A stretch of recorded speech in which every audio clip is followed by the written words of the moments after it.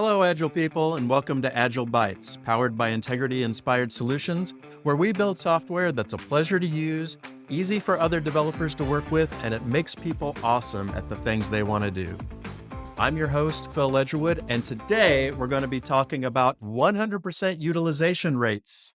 I realize that when I say the topic that way, it might not be the most interesting thing, not like some of these other topics that we've had before. 100% utilization rates. It already sounds like math, and I realize that already turns off a vast majority of people listening to the podcast.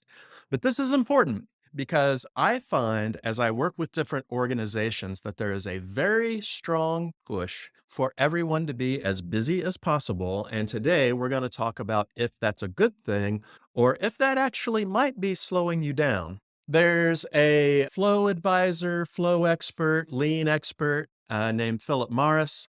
He's on LinkedIn. He does webinars. And I just want to say that if you can find somebody named Philip who knows something about flow, they're probably going to be awesome. There's Philip Morris, there's Philip Black, there's my dad, one or two other Philips that I happen to know that know something about this. But anyway, he knows a lot. And he came up with this analogy that I love, especially if you're a programmer or you work with computers a lot on a daily basis. You've probably been in a situation where your CPU was at 100%. In other words, your computer was just chugging and churning. The fan has probably come on because it's trying to do some operation or some group of operations, and it is just maxed out. Its thinking power is just totally consumed. And, if you're into performance monitors, you can usually pull that thing open and you'll see it's all full of green bars. It's at 100% utilization. Well, if you've ever been in that situation or a situation like that, think about when your internet is maxed out, right? Everyone in your house is streaming movies or streaming games, and think about what happens then. We all know intuitively that a situation where you've got limited throughput and it's 100% consumed is not good, right? When your CPU is at 100%, especially if it's at 100% for a long time, it might burn out. It might skip over things that are important. And especially if you have new things that come up that you need your computer to do, it just can't, right? It just takes it and it maybe tries to stick it in there somewhere, depending on how parallelized it is, but it's just slows everything down. And every new thing that you add to the stack is just going to slow it down, slow it down, slow it down. It becomes less responsive. And now you can probably see already, if your gears are turning, what this has to do with agility. Because a lot of times when I work with organizations, there's this strong push that everybody should be maxed out, right? All of our developers should be coding as much as they possibly can. Our BA should be writing requirements as much as they can. Our testers should be testing nonstop. Sometimes even testing nonstop isn't fast enough for our systems, right? Like we want everyone to be working, and management leadership gets very edgy when they see people who are not working 100% of the time. They have limited throughput, but there's this serious drive to be 100% maxed out. Now, this is a little puzzling because in everyday life, we all know that if we've got a limited capacity and it's at 100%, we are in an unsafe situation. Anything new that comes along, we can't handle it. But when it comes to getting software done, all of a sudden that just goes out the window. All of a sudden we want all of our capacities to be at 100%. And if we're really honest with ourselves, usually we have more on our plates than we actually can do. So our utilization is probably more like 110, 120%. Some of you are probably thinking, yeah, 200, 300%, right? Depending on how work comes through. What I find is a lot of people have optimized their operations for busyness, for starting new things, but they haven't optimized their system for delivery or completion, right? They start things, but they're not optimized to finish those things. And I would offer that if we're trying to be an agile, lean software development organization that is delivering value regularly to customers, whoever those customers might be, we really want to optimize the chain for delivery, not busyness. I mean, does it really matter if everyone is 100% busy if we're rarely delivering? Or flip that around. If we were delivering every single day, would you really care that much if everyone was busy 100% of the time, if that's what it took to increase the delivery rate? Well, I would hope that in most organizations, if we can raise that delivery rate, that's great, right? That's what we should be doing. So I want to talk about that. How do we optimize our system for delivery as opposed to optimizing for busyness? Not business, but busyness. So let's first talk about this busyness mindset, which again, it's endemic. I see it everywhere, whether we're talking about leadership or management or middle management, or even sometimes the developers themselves. They'll just think, if I just worked more hours, right? If I just did more stuff, then we would get more stuff done. And that's sort of the busyness mindset. It's this premise that the more we have going on, then the more we're going to get done. We got to get lots of stuff done. We got lots of stuff to get complete. We got lots of features to get out the door. So we got to get them all going, right? We got to have people churning on them. Another aspect of this mindset is if something is important, then we need to get going on it right away. I've worked with many organizations where this is the case, where they'll have a board that's all maxed out, all the capacities are maxed out, and they'll point at something in the backlog and they'll be like, yeah, but this is important. We really need to get going on it. But if you think about it, you don't need to get going on it. You need to finish it, right?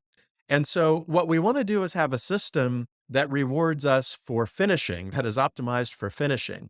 And we don't want to get started on something new if it slows it down. That this is something I see over and over again. Another aspect of this mindset is that each individual needs to be as busy as they can possibly be. Every coder needs to be coding as much as possible. Every tester needs to be testing as much as possible. Every business analyst needs to be analyzing business as much as possible. Every scrum master needs to be mastering as much as possible. That each individual needs to be maxed out. If you're just on the floor of software development operations that look like this, and you look out at the cubes or the desks or whatever your layout is, of course, now everyone's at home. So if you look at everyone's Zoom panels, what you do is you see a bunch of individuals with their heads down, just typing furiously, because that's the goal, right? Is to have each individual maxed out. And if somebody doesn't have something to work on right then, what do? You need to find something, right? That person needs to be doing something. It's a really short-sighted way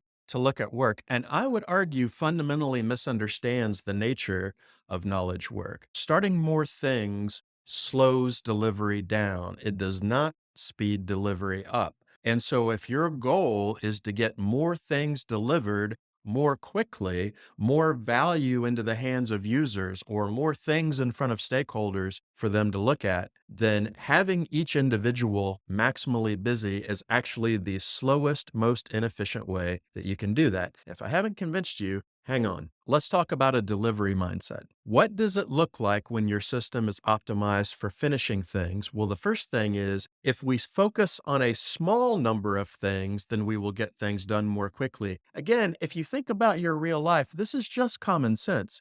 If I have one thing on your plate today, or if I have 20 things on my plate today, in which scenario am I going to get things done quickly? In which scenario am I going to get things done efficiently? Well, obviously, the smaller number of things I have to focus on, the more quickly I'm going to be able to get those things out the door, and less context switching. That's just true for me as an individual. It's even more true when we multiply that across several individuals. There's even a mathematical formula we talk about, Little's Law, when it comes to software delivery, that shows the mathematical relationship between the number of things you have in progress and the time it takes for those things to leave your queue. And as you might expect, the more things you have in progress, the slower and slower and slower everything else gets, the longer and longer it takes. Again, think about your computer CPU being at 100%. What happens if I throw something else onto the stack? Everything slows down. Everything gets progressively slower until my computer grinds to a halt or my CPU burns out. And believe me, your people can grind to a halt and they can burn out as well. So if we really want to be focused on delivery, then we want to be focused on what's the smallest number of things that we can have in progress, not how can we get everything started all at once. Another aspect of the delivery mindset is if something is important, then we will start it when we have the capacity to do so. The great thing about an optimized system is that no item can move faster than any other item. They are always moving as fast as they possibly could move. And when your system is like that, and you have something important sitting in the queue ready to go, then the best thing you can do is just move it through the system like you normally would, because that's as fast as it possibly could go. But what happens is we all know that our systems that we've got to produce software, they are not optimized for delivery. We know that things take a long time, and it provides this psychological pressure that we see something in the queue like, oh, this is really important. We got to get going on it. Let's pull someone off of project A to get started on project B. Oh, the amount of times I've heard that, right? Or let's pull someone off of this card so we can get this other card started because it's really important. Why would you want to slow down more valuable things in order to get something started that's less valuable? In what world is that optimized? In what world is that focused on delivery? Another aspect I want to talk about with the delivery mindset is that, and I got to tell you, for some people, what I'm about to say is probably going to be anathema, right? You're going to hear it, especially if you're in management. It's sort of like I invited a bunch of vampires over and served them all garlic. That's what this sentiment usually is when I talk about it in organizations. And it's this: the whole system needs to flow, whether an individual is busy or not. And sometimes for the system to flow, an individual should not be busy. Just going to let that sink in for a moment. Yes, it's true. You might actually, in order for your system to truly deliver as fast as it can, need people from time to time not be working on new features.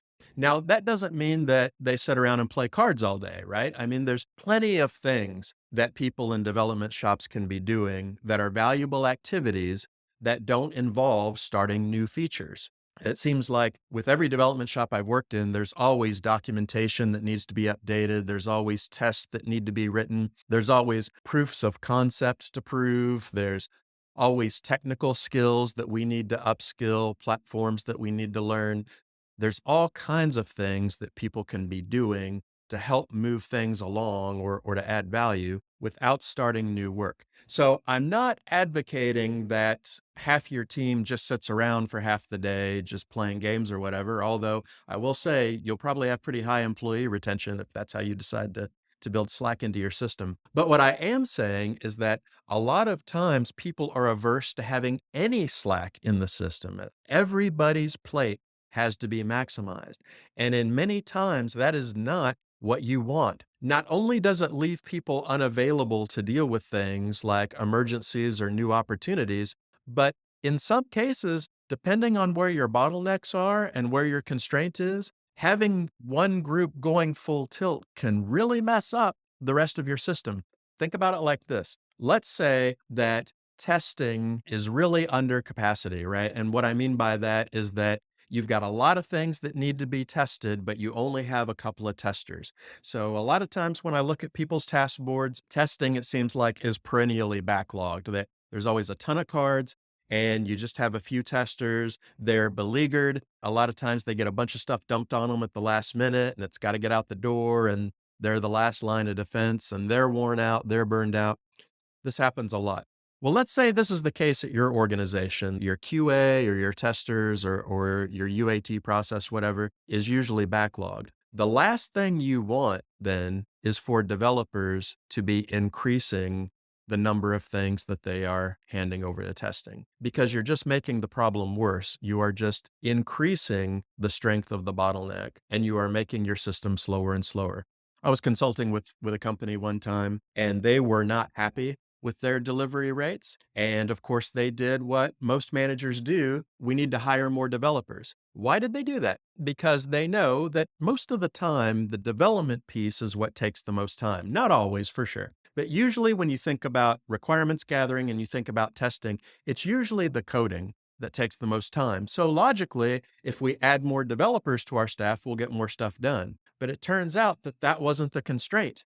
The constraint was testing. So it was actually making the problem worse for the developers to be working more. What we actually needed was fewer developers or more testers or we needed developers to not always be cranking out new features. So again, I want to encourage you to optimize your system for delivery. And sometimes that means that the best thing an individual can do is not start new work, but to do something else that actually adds value. It is okay for people to quote unquote be idle. In fact, for a system where you have a lot of flow, I would actually expect it. So, as you're thinking about delivery, as you're thinking about your people, as you're thinking about your employees, and you're getting frustrated, you're wondering, does everybody have a task, right? Is everybody maxed out? Is everybody coding? Is everybody busy? Just stop and think for a minute. Think about your whole system.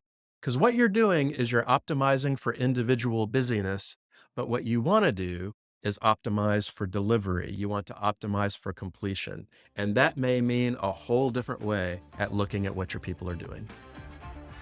Thanks everyone for listening to Agile Bites. Agile does sometimes bite, but we don't think it always has to. If you enjoyed what you heard today, don't forget to like and subscribe to this podcast on whatever platform you happen to be using.